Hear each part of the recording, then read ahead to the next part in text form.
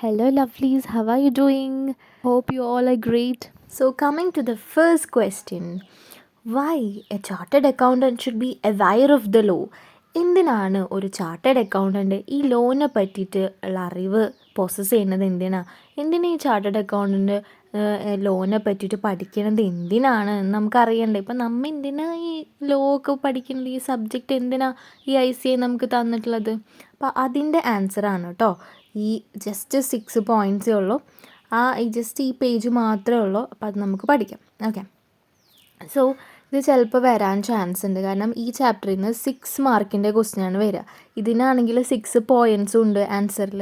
അപ്പോൾ ഇത് ചിലപ്പോൾ ചോദിക്കും. അപ്പോൾ നോക്കിക്കോ, awareness of law is essential to become a full fledged chartered accountant. So ലോനെ പറ്റിയിട്ടുള്ളൊരു അറിവ്, അവയർനെസ്, അതിനെ പറ്റിയിട്ടുള്ളൊരു ധാരണ ഈസ് എസെൻഷ്യൽ, ആവശ്യമാണ്. ആർക്ക്? ഒരു ചാർട്ടേഡ് അക്കൗണ്ടൻറ്റിന്. എന്തിനാണ്? To become a full fledged chartered accountant. അതെ, എല്ലാ അറിവുകളുള്ള, എല്ലാം തികഞ്ഞതായിട്ടുള്ള ഒരു നല്ല ഒരു ചാർട്ടേഡ് അക്കൗണ്ടൻ്റ് ആവണമെങ്കിൽ നമുക്ക് ലോണിനെ പറ്റിയിട്ടുള്ള അറിവ്, ലോണിനെ പറ്റിയിട്ടുള്ള എല്ലാവിധ അറിവുകളും നമുക്ക് വേണം എന്നാണ് പറയുന്നത്. എന്ന് വെച്ചാൽ നമ്മൾ ഭയങ്കരമായിട്ട് ഡീപ്പ് സെൻസിലൊന്നും പോകണില്ല, ജസ്റ്റ് ടച്ച് ചെയ്ത് പോകണേ ഉള്ളൂ. ICAI അടിപൊളിയായത് കാരണം ജസ്റ്റ് ടച്ച് ചെയ്ത് പോകണേ ഉള്ളൂ. നമുക്ക് എല്ലാത്തിനെ പറ്റിയിട്ടും പറഞ്ഞു തരുന്നുണ്ട്. ഇന്ന ലോകളൊക്കെയാണ് ഇവിടെ ഉള്ളത്, ഇന്ത്യയിൽ ഇതൊക്കെയാണ് ഉള്ളത് കേട്ടോ എന്ന് ശരിക്കും പറഞ്ഞു തരുന്നുണ്ട്. ജസ്റ്റ് ടച്ച് ചെയ്ത് പോകണുള്ളൂ. അപ്പോൾ അത് കാരണം നമുക്ക് എല്ലാത്തിനെ പറ്റിയിട്ട് അറിയാനായിട്ട് പറ്റും. So, awareness of law is essential to become a full-fledged chartered accountant. So, repeat after me. Awareness of law.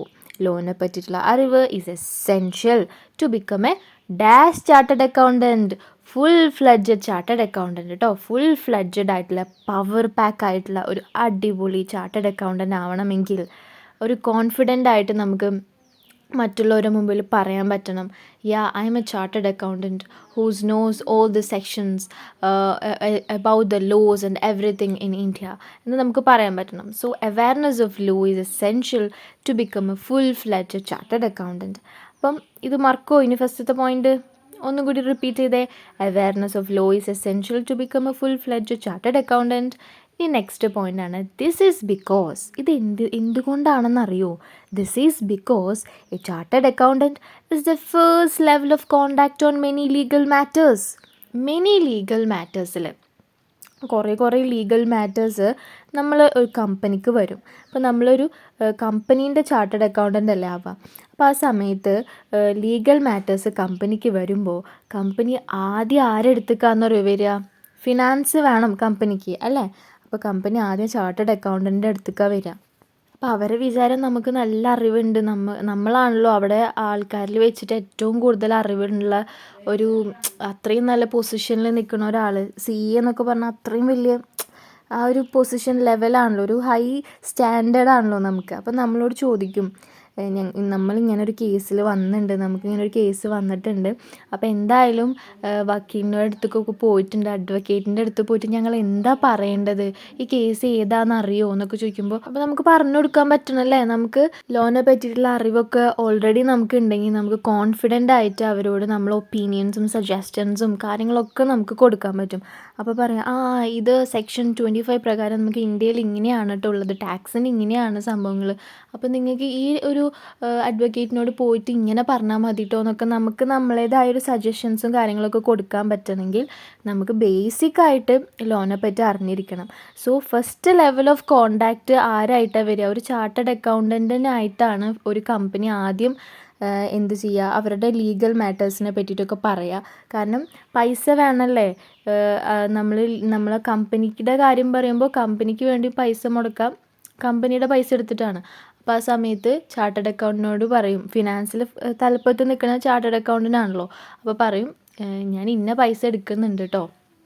അപ്പം ആ പൈസ എടുക്കുന്നുണ്ടെന്ന് റിപ്പോർട്ട് ചെയ്യണ്ടേ ചാർട്ടേഡ് അക്കൗണ്ടിൻ്റെ അടുത്തേക്ക്. അപ്പോഴാണ് ഓർമ്മ വരിക, ഇയാൾ ഇത്ര അറിവുള്ള ആളല്ലേ, അപ്പോൾ നമുക്ക് ചോദിച്ചാൽ എന്തായാലും പറഞ്ഞു തരും എന്നുള്ളൊരു വിശ്വാസത്തിൽ നമ്മളോട് ചോദിക്കുമ്പോൾ നമുക്ക് പറഞ്ഞു കൊടുക്കാൻ പറ്റണ്ടേ.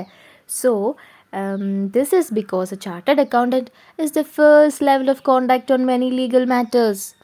So we should possess knowledge of law. അങ്ങനെയാണെങ്കിൽ നമ്മൾ നോളജ് ഓഫ് ലോ പോസസ് ചെയ്യണം എന്ന്.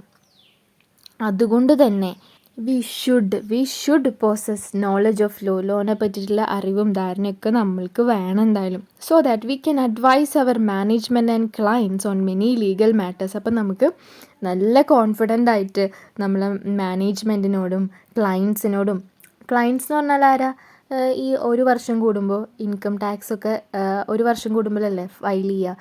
അപ്പോൾ ഇൻകം ടാക്സ് റിട്ടേൺ ഉണ്ടാവുമല്ലോ, അത് ഫയൽ ചെയ്യാൻ വേണ്ടിയിട്ട് ഒരു വർഷം കൂടുമ്പോഴാണ് നമ്മൾ ഇൻകം ടാക്സ് കൊടുക്കേണ്ടത് ഗവൺമെൻറ്റിന്. അപ്പോൾ നമ്മളെടുത്ത് വന്നിട്ട് അത് നമ്മൾ സൈൻ ചെയ്ത് കൊടുത്താൽ മാത്രമേ അവർക്കത് ഗവൺമെൻറ് അവരുടെ കയ്യിൽ നിന്ന് അത് സ്വീകരിക്കുള്ളൂ. ഓക്കെ, എന്നാലേ ആ ഫർദർ ആക്ടിവിറ്റീസ് നടക്കുള്ളൂ.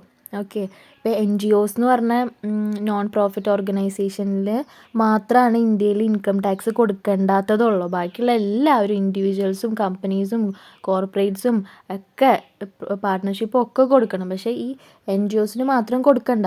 പക്ഷേ എന്നാലും അത് എങ്ങനെയാണ് കൺഫേം ചെയ്യാമെന്നറിയോ? ഒരു വർഷം കൂടുമ്പോൾ ഒരു ചാർട്ടേഡ് അക്കൗണ്ടൻറ്റ് പോയിട്ട് ഓഡിറ്റ് ചെയ്യണം ആ ഒരു NGO ഫേമിനെ.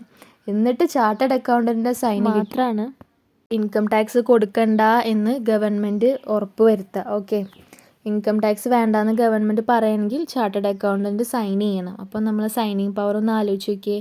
You are really lucky to select this course. അപ്പോൾ coming to the third point, so we should possess knowledge of law so that we can advise our management and clients on many legal matters at a basic or threshold level. Basic അല്ലെങ്കിൽ thrush level എന്ന് പറഞ്ഞാൽ അത്രയും basic ആയിട്ടെങ്കിലും നമുക്ക് അവരെ ഒന്ന്, thrush എന്ന് പറഞ്ഞാൽ basic തന്നെയാണ് അർത്ഥം.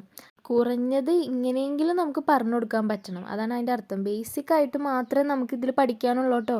നിങ്ങെങ്ങാനും ഈ ഓൾ ടൈപ്സ് ഓഫ് ലോയുടെയും കാര്യങ്ങളൊക്കെ ഒന്ന് ഗൂഗിൾ ചെയ്ത് നോക്കി എന്തോരം വിക്കിപീഡിയ എന്നറിയോ കിട്ടുക. അതൊക്കെ ലോ സ്റ്റുഡൻസ് അതൊക്കെ പഠിക്കണം. നമ്മൾ പക്ഷേ ജസ്റ്റ് ഒന്ന് ടച്ച് ചെയ്ത് പോകണേ ഉള്ളൂ. We are really lucky. പക്ഷെ എന്നാലും നമുക്കിത് പഠിക്കാനും പറ്റുന്നുണ്ട്. അപ്പം so we should possess knowledge of law so that we can advise our management and clients on many legal matters at a basic or threshold level. അപ്പോൾ നമ്മളെടുത്ത് വരുന്ന ക്ലയൻസിനെ അഡ്വൈസ് ചെയ്യാം, മാനേജേഴ്സിനെയും മാനേജ്മെൻറ്റിനെ അഡ്വൈസ് ചെയ്യാനുള്ളൊരു ചാൻസ് നമുക്ക് കിട്ടുക ഈ ലോ പഠിച്ചാൽ മാത്രമാണ് കേട്ടോ. അപ്പോൾ നന്നായി പഠിച്ചോളി. Some of you may later wish to specialise in a subject called taxation. Taxation എന്ന് പറഞ്ഞ സബ്ജക്റ്റിലായിരിക്കും നമുക്ക് കൂടുതൽ അത് പഠിപ്പിച്ചു കൊടുക്കാനും അതിനൊക്കെ ആയിരിക്കും നമുക്ക് സ്പെഷ്യലൈസ്ഡ് ആവാനായിട്ട് ഇഷ്ടമുണ്ടാവുക. അങ്ങനെയാണെങ്കിൽ remember, tax laws are also laws. അതും നിയമങ്ങളാണ്, ടാക്സിൻ്റെ നിയമങ്ങളും നമ്മൾ പഠിക്കണം എന്ന്. So in order to become an expert in taxation you should possess a basic awareness of the legal and regulatory framework of our country. So ടാക്സേഷനിൽ നമുക്ക് expert ആവണമെങ്കിൽ നമ്മൾ എന്തായാലും ബേസിക്കായിട്ട് ത്രഷ് ലെവലിലെങ്കിലും കുറഞ്ഞത് അങ്ങനെയെങ്കിലും നമ്മൾ എന്ത് ചെയ്യണം, awareness of the legal and regulatory, നിയമപരവും നിയന്ത്രണപരവുമായിട്ടുള്ള ഇന്ത്യയുടെ ഈ ഫ്രെയിംവർക്ക് ഉണ്ടല്ലോ, റെഗുലേറ്ററി ചട്ടങ്ങളെ പറ്റിയിട്ട് നല്ലൊരു ധാരണ നമുക്ക് ഉണ്ടായിരിക്കണം എന്നാണ് പറയുന്നത്. Okay, so you should possess a basic awareness of the legal and regulatory framework of our country. അപ്പോൾ ലീഗലി കുറേ നിയമങ്ങളും നിയന്ത്രണങ്ങളൊക്കെ ആയിട്ട് ഇങ്ങനെ ഫോട്ടോ ഫ്രെയിം വെക്കൂലേ നമ്മൾ, അതേപോലെ എല്ലാം എഴുതി കൃത്യമായി എഴുതി ഫ്രെയിം ചെയ്ത് വെച്ചിട്ടുണ്ട്. ഫ്രെയിം വർക്ക് ഉണ്ട് നമ്മളെ ഇന്ത്യക്ക്, അവർ കൺട്രിക്ക് ഉണ്ട്. അപ്പോൾ അതെന്ത് ചെയ്യണം, നമ്മൾ അതിനെ പറ്റിയിട്ട് ഒരു സാധാരണക്കാരൻ പോസസ് ചെയ്യുന്ന നോളജെങ്കിലും നമുക്ക് അതിനെ പറ്റിയിട്ട് വേണം. ഓക്കെ, അപ്പം ആ ഒരു ചെറിയ ലെവൽ ത്രഷ് ലെവലിലെങ്കിലും നമുക്ക് നോളജ് വേണം. അപ്പോൾ ഒന്നും കൂടി എൻ്റെ കൂടെ പറഞ്ഞ ഏതൊക്കെ പോയിൻറ്റ്സ് ആയിരുന്നു? ഫസ്റ്റത്തെ, awareness of law is essential to become a full fledge chartered accountant. So that this is because a chartered accountant is the first level of conduct on many legal matters, so that you can advise management and clients on many legal matters at basic or threshold level. Some of you may later wish to specialize in a subject called taxation. Remember, tax laws are also laws. In order to become an expert in taxation, you should possess a basic awareness of the legal and regulatory framework of our country. കണ്ടോ, ഇത് ഞാൻ കാണാണ്ടാ പറഞ്ഞത്. I Dyer U, ഇപ്പം തന്നെ ഒന്ന് കാണാണ്ട് പറയാൻ പറ്റുമോ? Post the video and try yourself. Now next question ആണ്, what is the purpose of our regulatory framework? ഈ നിയന്ത്രണ ചട്ടത്തിൻ്റെ, ഈ റെഗുലേറ്ററി ഫ്രെയിംവർക്കിൻ്റെ ഈ പർപ്പസ് എന്താണ് അതിൻ്റെ ഇൻറ്റൻഷൻ? അപ്പോൾ എന്ത് കാര്യം ചെയ്യുമ്പോഴും അതിനൊരു ഇൻറ്റൻഷൻ വേണ്ടേ? അപ്പോൾ എൻ്റെ ഇൻറ്റൻഷൻ എന്ന് പറഞ്ഞാൽ എനിക്ക് നന്നായിട്ട് ഈ CA എടുത്തവരെല്ലാവരും പാസ്സാവണം എന്നാണ് എൻ്റെ ഇൻറ്റൻഷൻ. നമ്മൾ അത്രയും ആഗ്രഹിച്ച് നമ്മൾ എടുത്തതാണ്. അപ്പോൾ എല്ലാവരും അറിഞ്ഞ് നമ്മളിത് എടുക്കുമ്പോൾ കുറേ നെഗറ്റീവ്സാണ് ഫസ്റ്റ് ഉണ്ടാവുക.